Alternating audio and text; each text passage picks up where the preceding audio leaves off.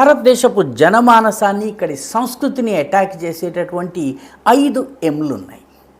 ఒకటి ముల్లా లాబీ, ఒకటి machinery lobby, ఒకటి మెకాలే మానసపుత్రుల లాబీ, ఒకటి కమ్యూనిస్టు ఆలోచన విధానం తయారు చేసినటువంటి మార్క్సిస్ట్ లాబీ, ఒకటి చిట్ట చివరిది ఈ భావాలతో ప్రభావితమై మీడియాలోని ముఖ్యమైన పొజిషన్స్లో కూర్చున్నటువంటి లాబీ.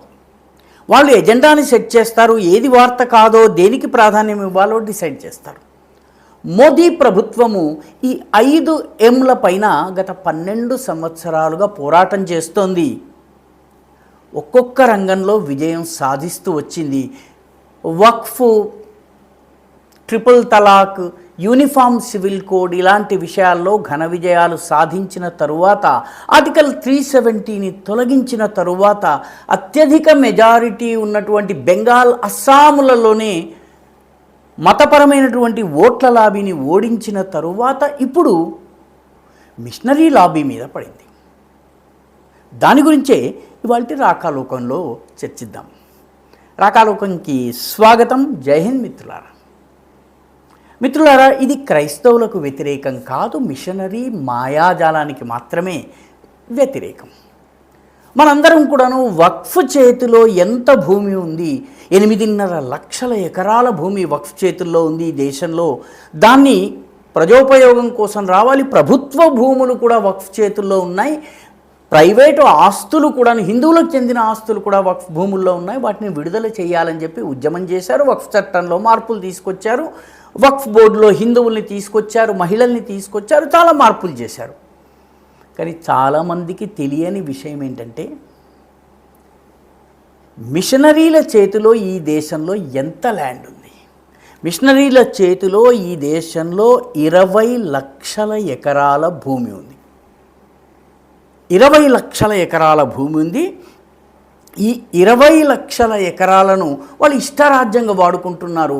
వాళ్ళు ఏ ధార్మిక కర్తవ్యాల కోసమైతే తీసుకున్నారో దానికి పూర్తి భిన్నమైనటువంటి పనులకు వాడుకుంటున్నారు. నెమ్మదిగా ఆ భూమిని విముక్తం చేయవలసిన అవసరం ఉంది. ఆ దిశగా ప్రభుత్వం పావులు కదుపుతోంది. తాజాగా వాస్తవానికి ఈ భూములన్నీ కూడాను ఈస్ట్ ఇండియా కంపెనీ ఉన్న సమయంలో ఇవ్వలేదు.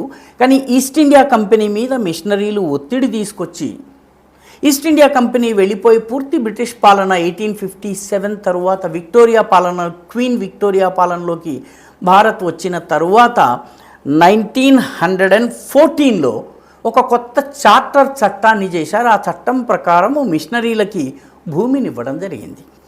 ఈ రకంగా ఇచ్చినటువంటి భూమి ప్రధానంగా యాంగ్లికన్ చర్చ్, అంటే బ్రిటిష్ మిషనరీకి మాత్రమే ఎక్కువగా ఇచ్చారు. బ్రిటిష్ మిషనరీ చర్చ్ ఏదైతే ఉందో యాంగ్లికన్ చర్చికి అధిపతి ఎవరు? మత గురువు కాదు, ఇంగ్లాండ్ పాలకుడే దాని అధిపతి.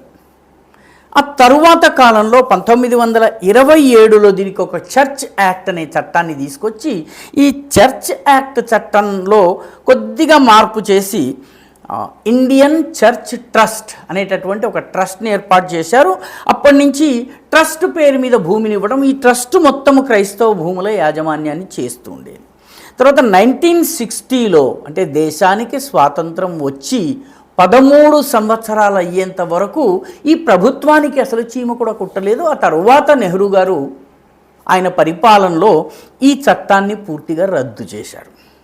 రద్దు చేసే లోపల ఏం చేశారంటే, ఇప్పటి వరకే వాళ్ళ చేతుల్లో ఉన్నటువంటి భూములు ఏవైతే ఉన్నాయో వాటిపైన యథాతథ స్థితి కొనసాగుతుంది, అంటే స్టాటస్ కో యాంటీ ఉంటుంది అని చెప్పారు. అంటే మిషనరీల చేతుల్లో ఉన్నటువంటి 20 లక్షల ఎకరాలు వాళ్ళ చేతుల్లో ఉంటాయి. కానీ ఇక ఈ ట్రస్టు, దాని నిర్వహణ, ఈ తలనొప్పులు ప్రభుత్వం చేపట్టలేదు. దాంతో church of north India, church of south India అని 2 చర్చిలుగా విడిపడి చర్చ్ ఆఫ్ సౌత్ ఇండియా మొత్తం సౌత్ ఇండియాకు సంబంధించినటువంటి భూముల యాజమాన్యాన్ని చేపట్టింది. అదేవిధంగా చర్చ్ ఆఫ్ నార్త్ ఇండియా మొత్తం దేశానికి సంబంధించినటువంటి, నార్త్ ఇండియాకి సంబంధించినటువంటి వ్యవహారాల్ని తన పరిధిలోకి తీసుకుంది. అయితే ఇక్కడ ఆసక్తికరమైన విషయం ఏంటంటే, ఇటీవల నాసిక్కి సంబంధించిన ఒక చర్చి భూములకు సంబంధించిన వివాదం వచ్చింది. ఆ వివాదాన్ని పరిశీలించినటువంటి దేవేంద్ర ఫడ్నవీస్, మహారాష్ట్ర ముఖ్యమంత్రి, తక్షణము మహారాష్ట్రలో చర్చ్ ఆడిట్ నిర్వహించాలని చెప్పి ఆదేశాలు జారీ చేశారు. ఆ చర్చ్ ఆడిట్ నిర్వహించేటప్పటికి చర్చి చేతుల్లో అక్రమంగా ఉన్నటువంటి భూములు, ప్రభుత్వ భూములు, వాస్తవానికి ఎటువంటి ఉపయోగం లేకుండా పడి ఉన్నటువంటి భూములు, కనీసం అందులో ఒక చర్చో లేకపోతే స్కూలో, హాస్పిటలో కూడా కట్టనటువంటి భూములు భారీ ఎత్తున ఉన్నట్టుగా బయటపడ్డాయి. సరిగ్గా ఇదే సమయానికి ఉత్తరప్రదేశ్లో పీటర్ బల్దేవ్ అనే మిషనరీ 10,000 కోట్ల విలువైనటువంటి చర్చ్ భూముల్ని అమ్మేశాడు.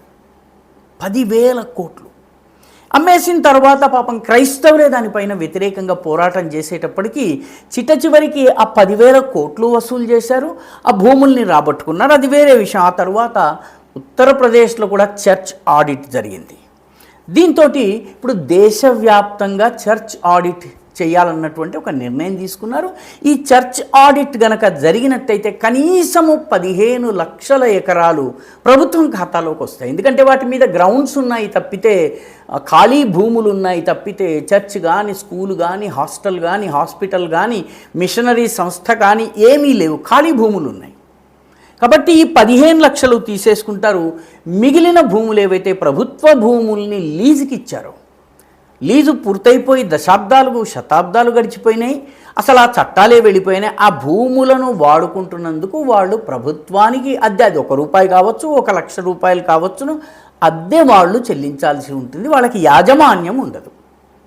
అంటే 20 లక్షల ఎకరాలలో 15 లక్షల ఎకరాల్ని వసూలు చేయటం ఒకటెత్తైతే, దాంతోపాటు మళ్ళీ చేతుల్లోకి తీసుకోవడం ఒక ఎత్తు అయితే, మిగిలిన 5 లక్షలకు కూడా అకౌంటబిలిటీ ఫిక్స్ చేయడం జరుగుతోంది.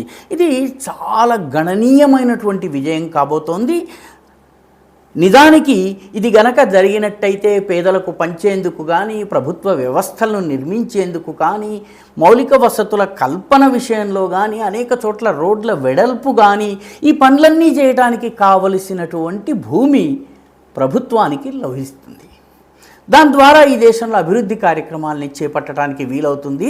కాబట్టి ముల్లా లాబీ తరువాత మిషనరీ లాబీ పైన మోదీ ప్రభుత్వము కొరడా ఝళిపించింది.